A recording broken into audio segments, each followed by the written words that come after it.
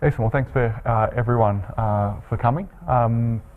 So I wanted to give a talk about how we've been taking some of the ideas that we've had about uncertainty quantification and applying them to the models that we're making in the clinic and how we're applying these to clinical applications.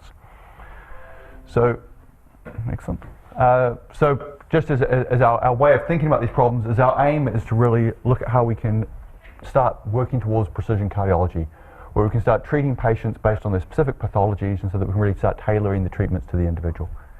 And the thought process for this is that we would use the digital twin concept, where we would take our representation of our individual patient, have a series of observations about that individual. We'd then also have information that we'd know about the population, so we'd have historical priors about the variability and the properties of people who have similar characteristics. We'd also have our known physics and physiology that we've taken from hundreds of years of experimental measurements. And that we'll be able to combine all of these in our virtual patient or digital twin. And the concept is that we would then take that virtual representation of an individual and then be able to interrogate that experimentally or in simulations, to be able to identify what the mechanisms underpinning their pathology are, what the potential treatments would be, and being able to anticipate what the necessary needs of that patient will be going forward. So this is the motivation for making the cardiac models of these individual patients. However, we do have the question is, we can make these singular predictions, and certainly for those of us who've been in the field for a while, we used to make a prediction of a single number and tell the cardiologist this one number and that was absolutely true. And if we'd like to calibrate that a little bit more to say how trustworthy or confident we are in our models, and was the data that we had available to us sufficient to support the decisions we'd like to be making. So when we think about making our computational models of the heart, we have our framework that we have, and we take elements of this framework whenever we make one of our models. We start with our activation of the heart, where we have depolarization spreading from the right atrium over the left atrium and through to the ventricles. And this electrical activation wave is propagated through the cells which make up the myocardium, and electrical signal is propagated or regulated at the cellular level through the ion channels spanning the cell membrane. The electrical signal is transformed into a calcium signal inside the cell, leading to a rise in intracellular calcium. This calcium then binds to the sarcomeric proteins, leading to the generation of tension. And this tension at the cell level is then linked through to the whole organ, giving us our whole organ contraction. Now, this system is also then powered by the mitochondria, which is providing the energy for the system, and we have mathematicals of the mitochondria, which we can include specifically for cardiotoxicity problems. The cells are located within tissue, and so we have information about the myosin, the myocytes, and the fibrotic tissue and fatty infiltrates, and the orientation of those cells within the tissue. And then increasingly we're getting access to omics data, where we can start looking at how we can include gene regulation and protein expression levels in our cell models and how they change in health and disease. So this is our overall framework, and there are many components in here, thousands of parameters, hundreds of equations, and how we start to look at how we can unpack this and simplify this program or these models so that we can start to account for uncertainty is one of the challenges we're facing. So the application that I'm going to focus on today is about atrial fibrillation. This is our ventricle, our heart, with the ventricles highlighted on top. And we're looking at atrial fibrillation, which is one of the most common arrhythmias. And one of the characteristics of atrial fibrillation is there are multiple treatments. You can treat the atria by trying to terminate the arrhythmia, or you can try and mitigate the effects of the arrhythmia. You can treat this pharmacologically by with drugs, or through procedures, through ablations of the AV node, or through catheter ablation. And so we have these multiple treatment options. We have a heterogeneous patient group, and one of the questions is, how do we go about patient selection? And that's where we think computational models can be useful. So if we think about our models in kind of an entry-level case, we have things that we'd like to characterize would be anatomy, we'd like to characterize the fiber orientation, we'd like to calculate the tissue remodeling, and we'd like to characterize the electrophysiology.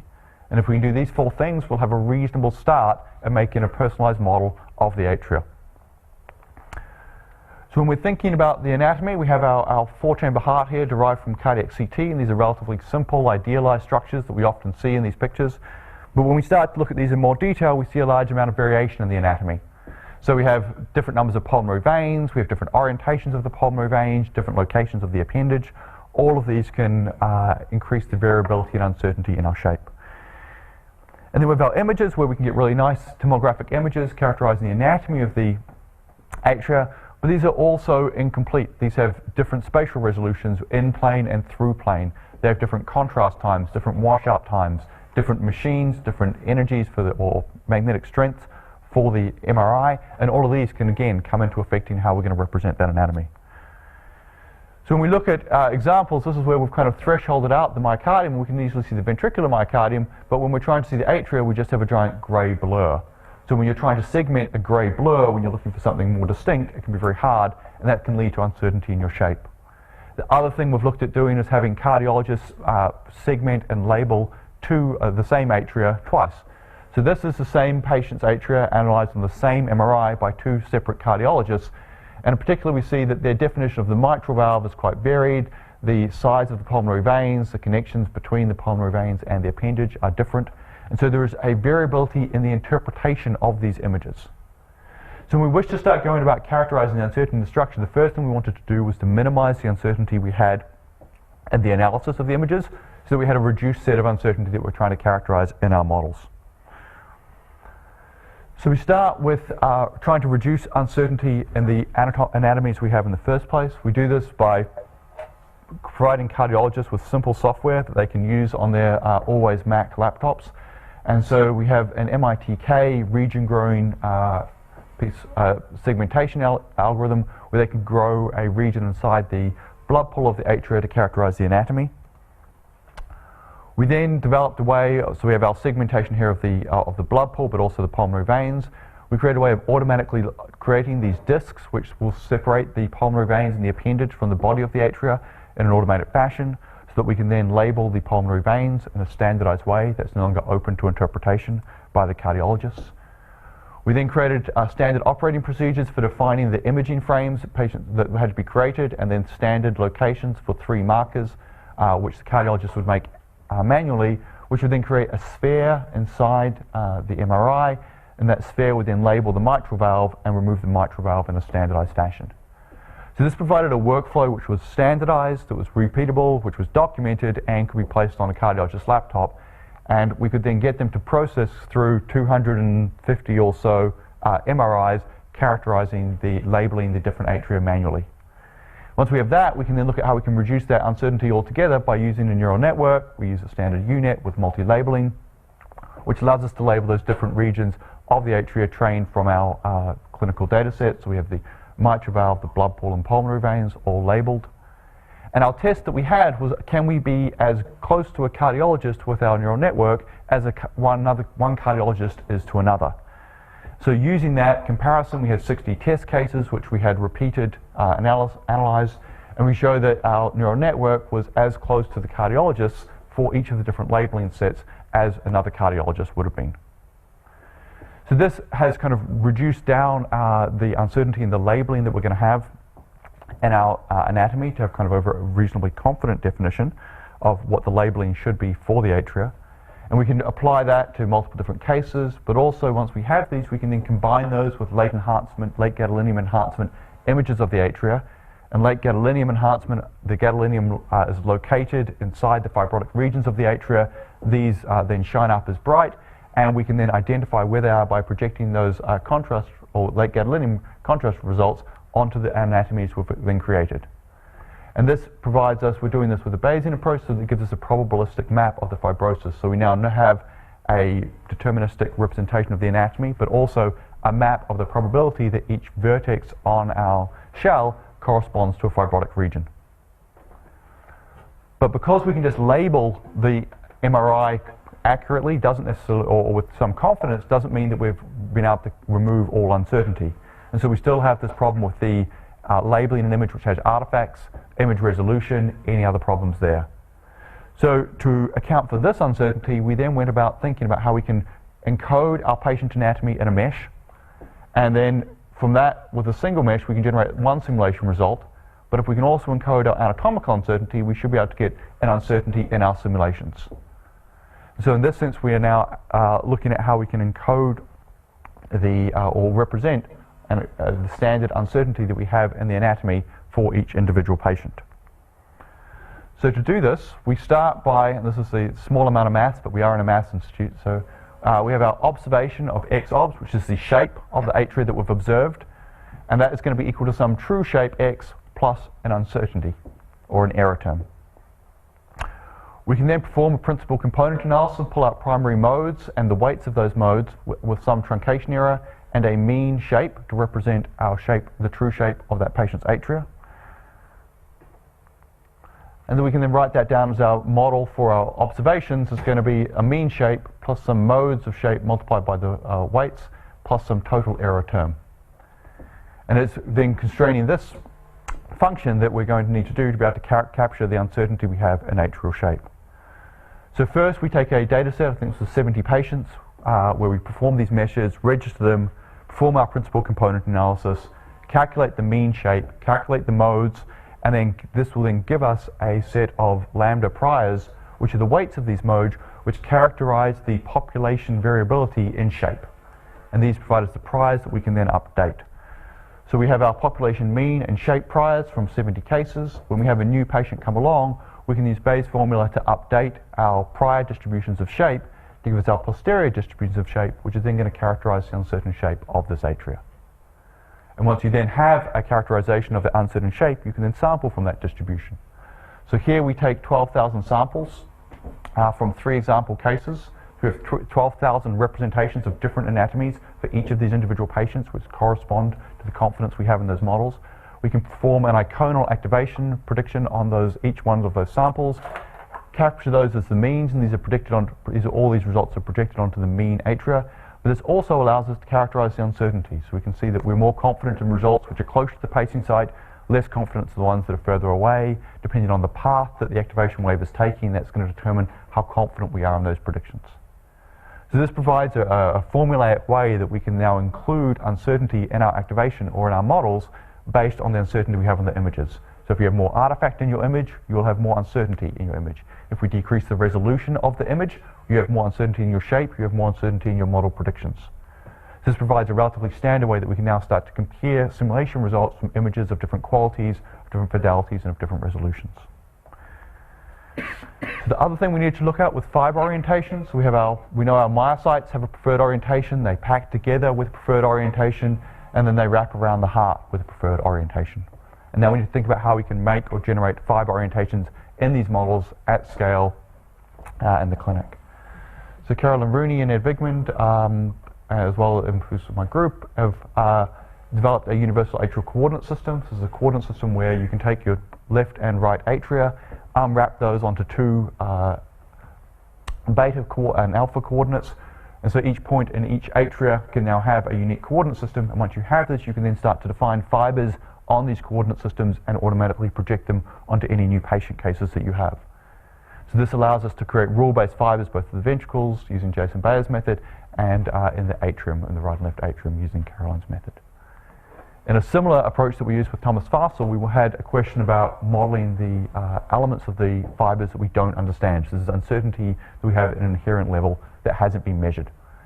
So the anatomists we were working with knew that the endocardial fibers, so the fibers on the inside of the atria and the fibers on the outside of the atria were well described, but how they varied in between was less well known. And their question was simple, did it matter? So we could take our models and look at 4 different hypotheses that people have proposed for the transmural variation of fibers between the endocardium and epicardium. And unfortunately for our story, but as is the case, we put these in and saw absolutely no difference.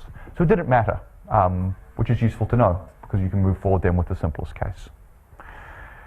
But when you're trying to measure fibers in patients, you have diffusion tensor MRI as one of the options, but this doesn't work well at all in the atria. It's far too thin.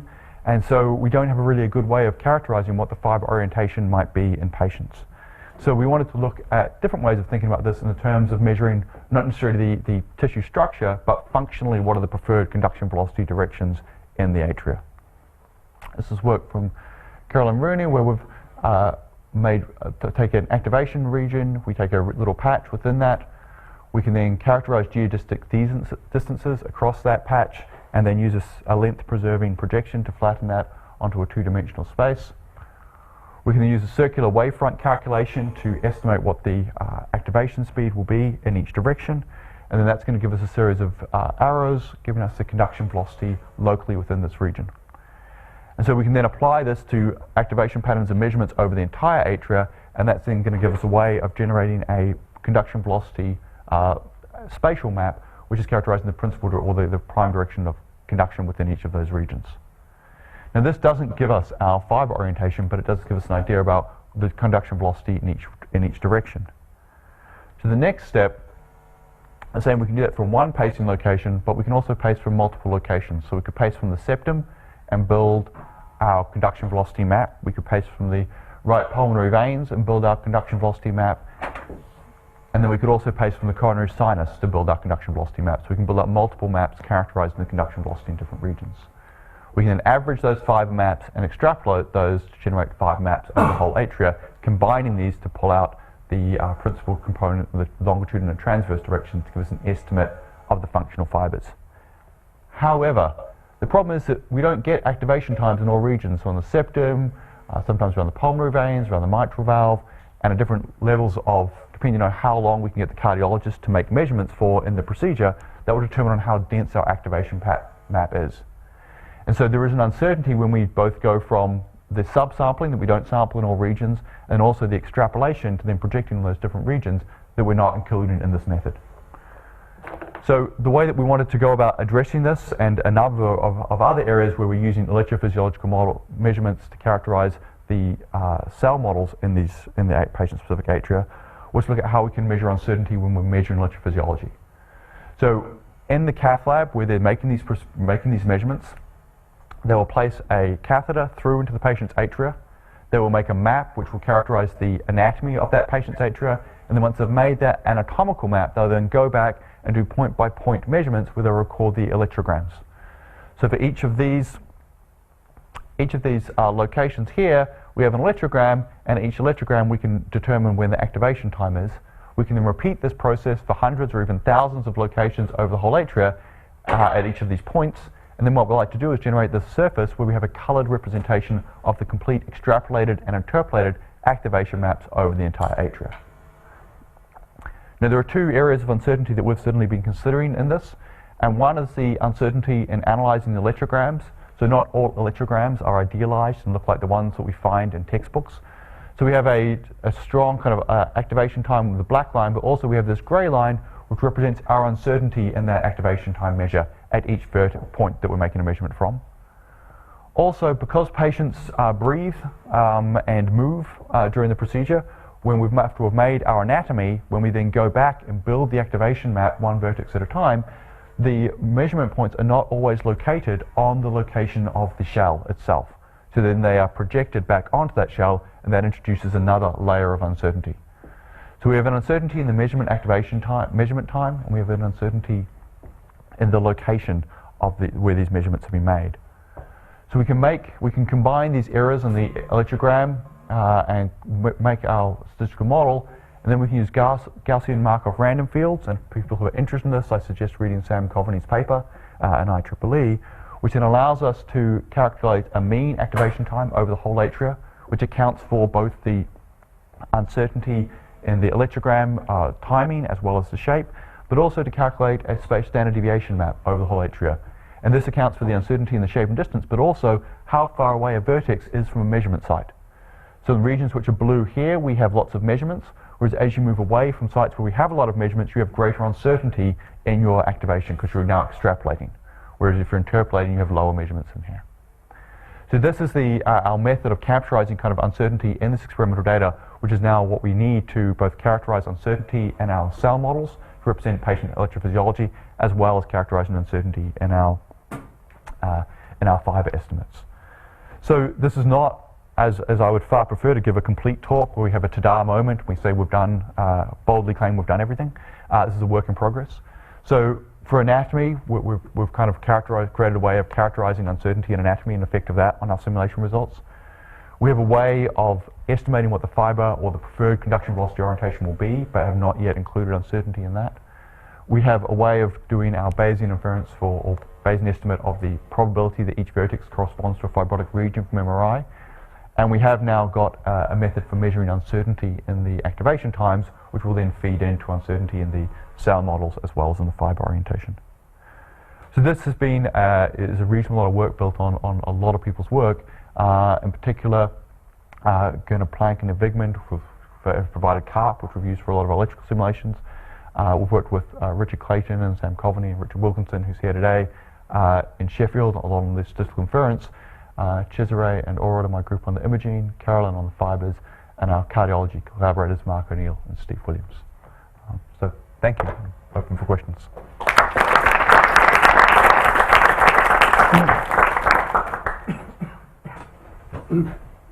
Yes, excellent talk and excellent results.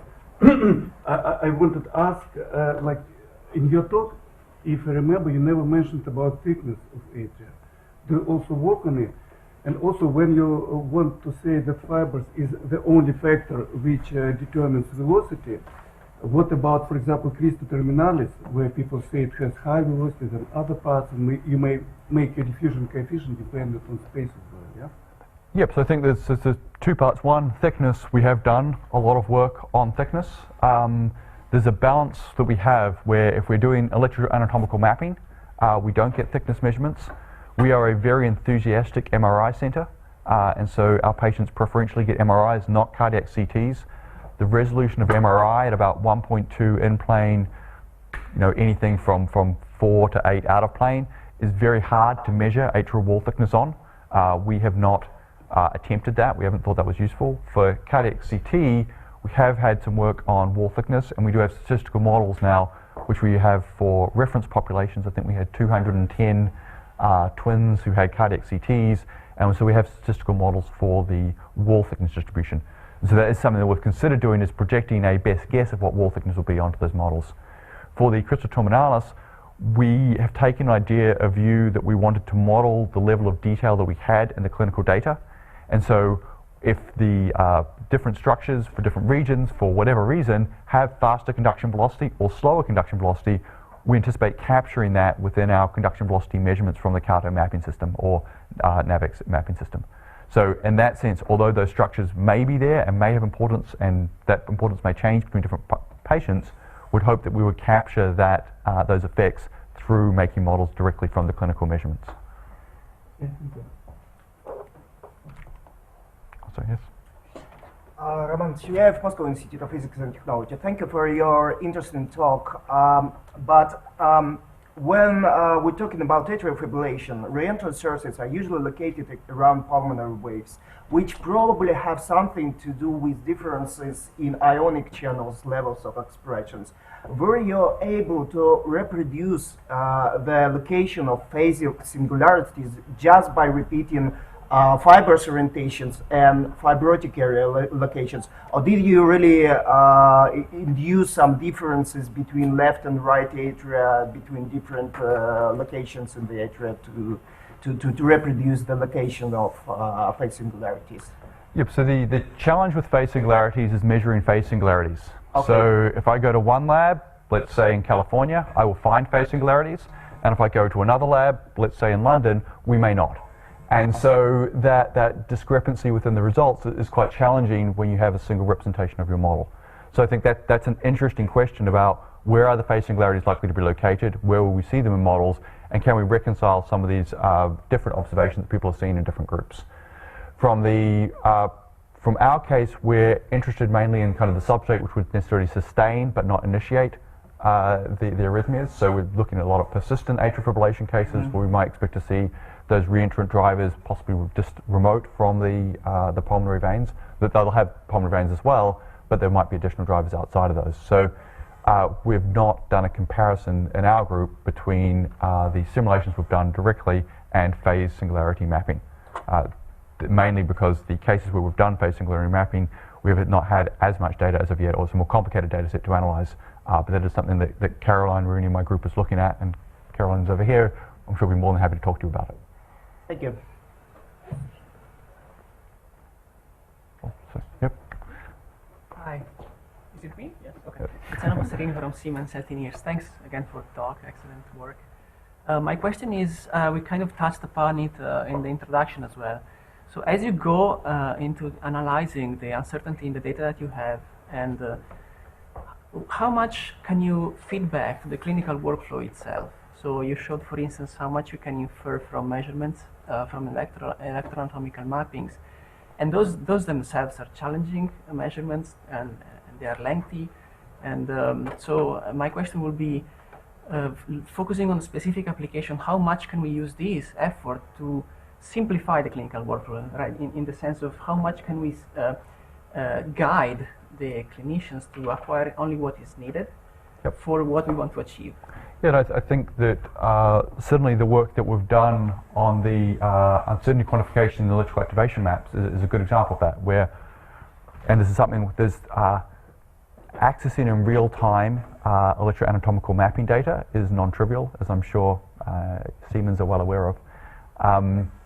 So that's something which we're having a conversation with the device partners, but that's a challenge. If we did have access to the back end of a CARTO or NAVIC system, then you could easily see how, as you were doing your sampling and extrapolating your activation time, you could say which regions you were most confident in and which ones you weren't most confident in with the standard deviation, and that could then be used as a map which could readily be used to kind of inform where you might want to take your next sample, such that you weren't oversampling regions which you were very confident on but were easy to sample, which may be the case, versus trying to sample regions where you're less confident and have less knowledge. So I think that's kind of a concrete example where that type of information could be used in the first instance. David?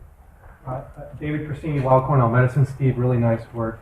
So you talked a lot about how your group is dealing with the uncertainty in the various parts of the workflow.